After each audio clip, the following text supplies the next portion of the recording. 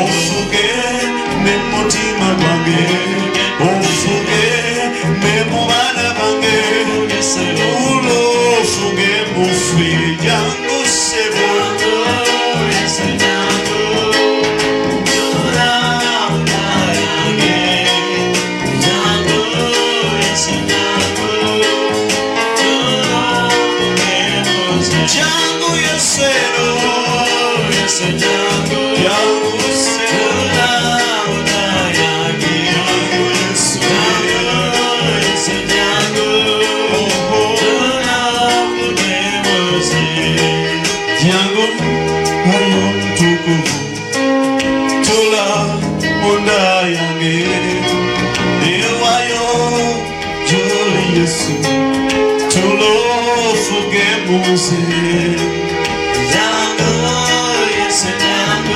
Walikusina wetu kuitagira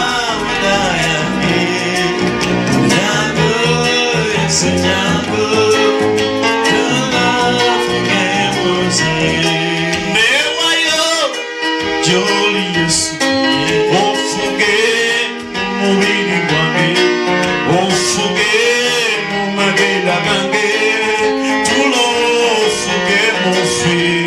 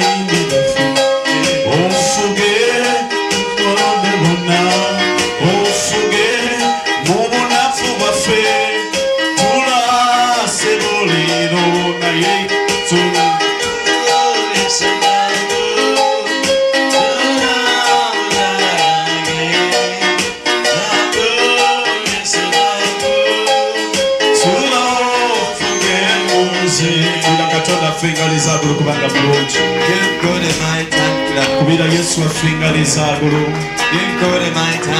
yimusala emikono gy'agulu nnyo as you raise your hands in the air mugambe ti Yesu jangu say oh come Jesus and Lord neewaayo gy'oli olwaleero I give myself ofuge munda yange for you to Lord neewaayo gyendi olwaleero I give myself okolera ekisa gyendi to do my ayi Katonda waba Katonda oh God of all nzize nate olwaleero I've come today onsaasire to have better to ontukuze Mukama you cleanse me n'omusaayi with your precious blood n'okwagalako with your love linnya erya Yesu kwira in Katonda the mighty name of Jesus.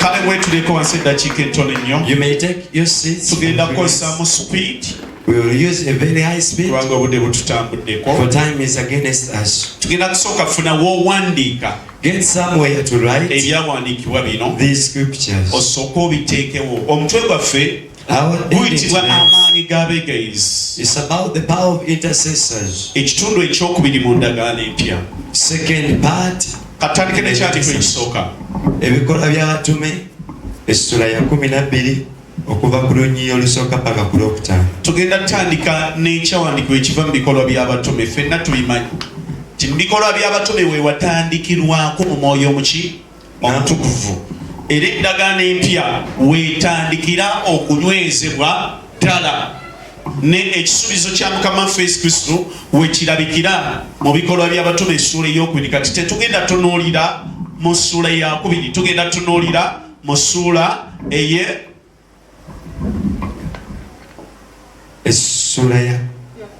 essula ya 12 okuva ku lunyiri olusooka paka ku lwokutaano. ebikolwa by'abatume essuula ey'e12 okuva ku lusooka paka ku 15. omaze owandiika ekiddako Ebikolwa by'Abatume essula 4 olunyiriri lwa 3. Era mbikola eby'Abatume 4:3. Soko notingeri yawandiikibwa byokka. The book of Acts chapter 12 from verse 1 to 5 to 15. Then the second one is book of Acts chapter 4 verse 3. Then ekyokusatu Samwiri ekisooka 16:13. Lwaki ndeese oli abisome nga saagala kulwawo?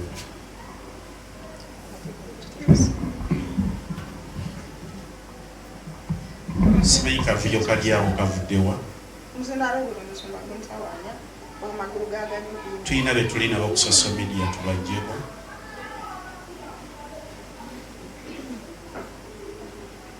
Kuba tebajjawulira ng'osomesa bakuwa emizindaalo emirala. Kyaki terina mizindaalo gikola?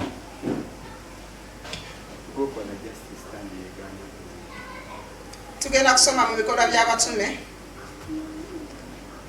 12 olunyiriri olusooka mpaka lwa 16.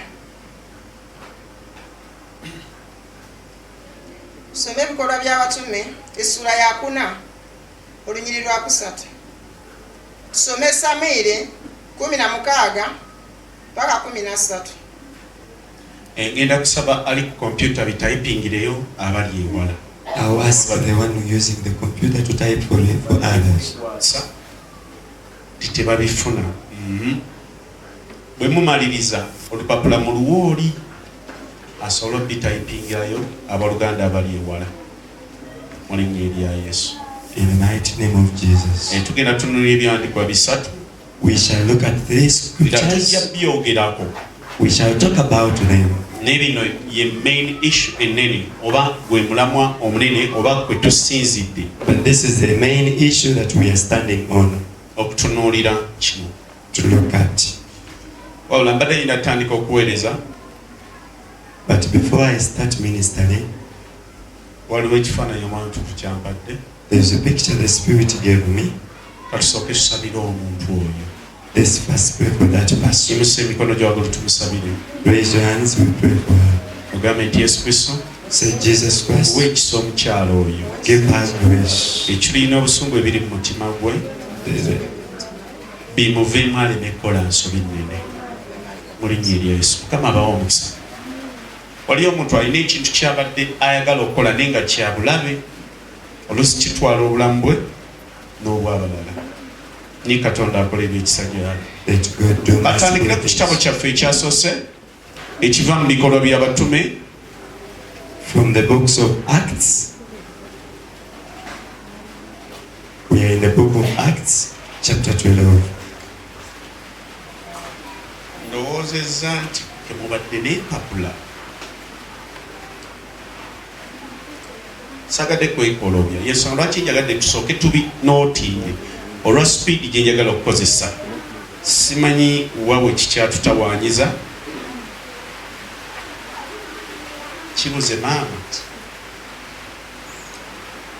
Tusoma mu kitabo ky'ebikolwa by'Abatume 12 n'olunyiriri olusooka. Mu biro ebyo Kabaka Kerode n'agolola omukono gwe okola obubi abamu ku b'ekkanisa. Olwokubiri n'atta n'ekitala Yakobo muganda wa Yokaana. Olwokusatu bwe yalaba nga Abayudaaya bakisiimye ne yeeyongera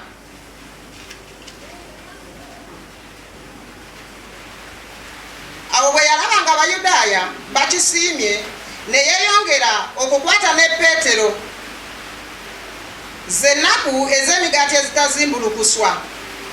Kakati Bayibuli etandise etulaga. Now the Bible started to show waliwo kabaka omu ng'ayitibwa Kerode. that there was a king called ono yali ayigganya nnyo abantu abali baweereza Kristo oba abali babuulira enjiri ya Yesu. persecuted so much those who waliwo omusajja omu eyali omubulizi w'enjiri ng'erinnya lye ayitibwa Yakobo. There lived a man called Peter. Bano be who was bamu a ku Christian. famire This is a family ey'abantu ababuulirwa enjiri ne balokoka ne basalawo okutambula ne that Katonda. were preached and they decided to serve God. Kiki ekyaddirira? What happened next? olwokuna Bayibuli egamba The Bible says nti Kerode n'akwata Yakobo n'amutta. that Abantu ne basanyuka olw'okufa kwa Yakobo. and Kiki ekyabaleetera okusanyuka? what made Kubanga them, Yakobo yali abuulira enjiri ey'abantu okulokoka.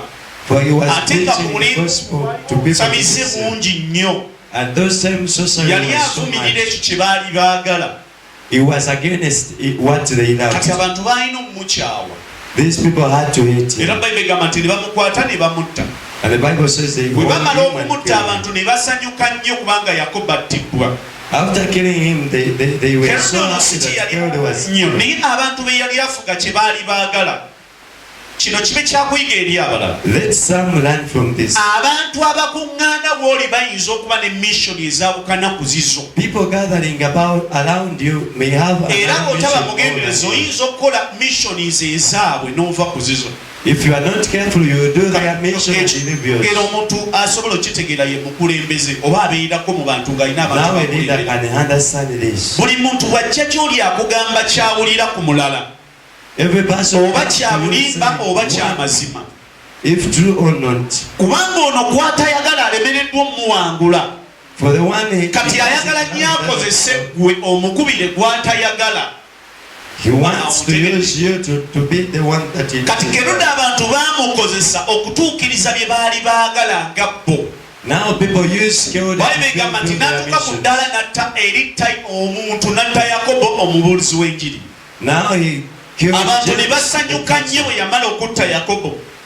People were Ne so happy kireetera after kabaka killing ono James. okusalawo okunoonya ne Peetero oba abalala nabo abakwate abatte. Now the king was so happy to kill Ego others. story ey'amaanyi g'abeegayirizi. We are on the soul of the power of intercessors. Genda wansi awo. Continue. olwokuna bwe yamala okumukwata n'amussa mu kkomera n'amuwaayo eri abasirikale 16 okumukuuma nga kinnabana. Kakati lwaki omusajja ono Peetero bamuteekako abamukuuma nga bangi? Why was this Si man kubanga being Herode nti yalina okukkiriza nti alina amaanyi agasobola okumusumulula ku njegere enfuna bulungi. Naye it had the power to go out to James. ekyamuteekesaako abantu abangi abasinga kye mutalaba. But why was he given Kubanga more Peetero yali soldiers? abulidde enjiri ng'afunye ekibiina kinene ekimugoberera ku lwa Yesu. For Peter did Kabaka yabeera n'okweraliikirira mu ye n'amanya nti bwe nnaasiba Peetero ne muteekako abakuumi 2 abagobereza badde bamugoberera bandijja ne bamenya ekkomera ne batta abakuumi abo ne batwala Peetero. Kati Bayibuli egamba nti n'amutta abakuumi nga baki. The Bible says that they Olwaliro fought njagala him buli with. kigambo ekiri mu many Bayibuli soldiers. kikuwe nga bwe kiri ne mu life eriwo. I want to give you a word with it Katonda in the omulungi Bible abaza. and in the life. Haleluya. Praise the Lord. Kati Peetero ono Now this Peter, bw'ateekebwa mu kkomera after being in prison, asibiddwa nga si wakuteebwa not to wabula get alina out, kufa but to die. nga Yakobo bwe yafudde. And James had died also. Bayibuli egamba ne bamuteekako abakuumi nga bangi. The Bible says that he was given Omulamwa both gw'abakuumi bano abangi The aim si of nti this kubanga soldiers, kabaka yalina okukkiriza nti Peetero alina amaanyi agasobola okufuluma not because ekkomera. that the king had Naye ekyali mu ndowooza zaabwe but what kye kibiina ekyali kigoberera Peetero ku lwa Yesu. was the followers of Peter. Nga bw'otateekawo gye ly'amaanyi If you don't put there bano abakkiriza bayinza okujja ne bakuba abakuumi abatono abaliwo the believers will nekkomera come ne and balimenya pick ne up these people, bajjayo musumba waabwe. and they take out their pastor. Kati katwogere ku basumba. Now let's talk about pastors. Bayibuli egamba nti kabaka n'akola order oba n'atowa order King gave orders n'ateekawo abakuumi nga bangi that he got many ate nga nabo soldiers, tabeesiga and he wasn't trusting ku them. lw'enjiri yokka Peetero gy'azaabuulira For the gospel ne he was preaching byazaakola. and what he was doing. Toyinza kubeera seefu ne bano b'otaddewo muyinza okubaamu eyakyuka edda. You can't be safe, even the people that you Kabaka are kiki putting yakola there. ekirala What did he do? ekikakasa bino bye nkugamba. ng'ayagala okumutwala mu maaso g'abantu okuyitako tuwenga n'ennyiriri z'otuuseemu. ndibadde terunagwako. Olwokutaano, awo Peetero n'akuumirwa mu kkomera, naye ab'ekkanisa ne banyiikiranga okumusabira eri Katonda. Kati abeegayizi ne bakuma ekyoto. The intercessors kept on praying. Kuba abakuumi abaali ku kkomera tebaabasobozesa gendayo. Bakuba abaliwo bamenye ekkomera baggyeyo musumba waabwe. They never went there to bring out. Musumba mwenga bamututte ku CPS bamusibye, kijja babeerera kizibu okugenda ku CPS. Mujimenyi mujeyo musumba wammwe. You won't be able to go to CPS to get your pastor. But the Bible says they started to intercede. Lord, you gave us that one as your. The other one that died, don't. They started talking to God. We are in the New Testament. They started. You won't understand it.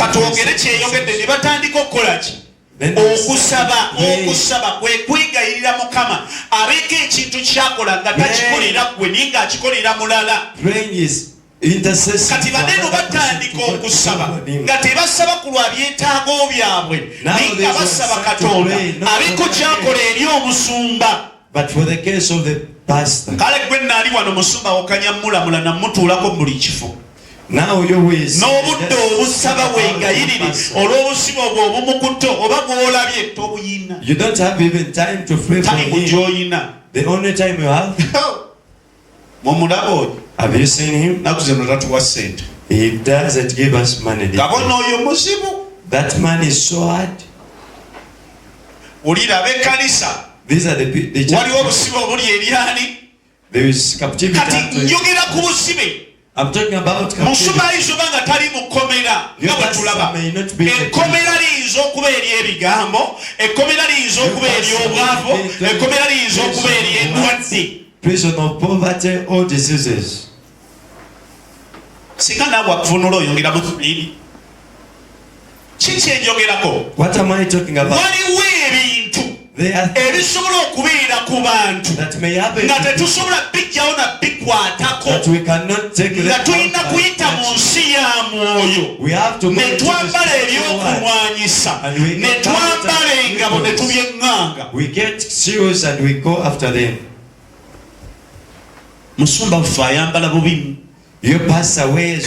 Yasibibwa mu ekyo. He was captured into that. Katonda waffe tukwegayirira. Lord, we intercede to you. Awali kyonna ekyasiba bino kino nekino nekino. Whatsoever that was hidden. Musumba waffe tawasa.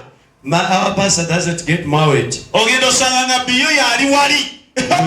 Oyo mulaba oyo. Opuusi oyo natawasa.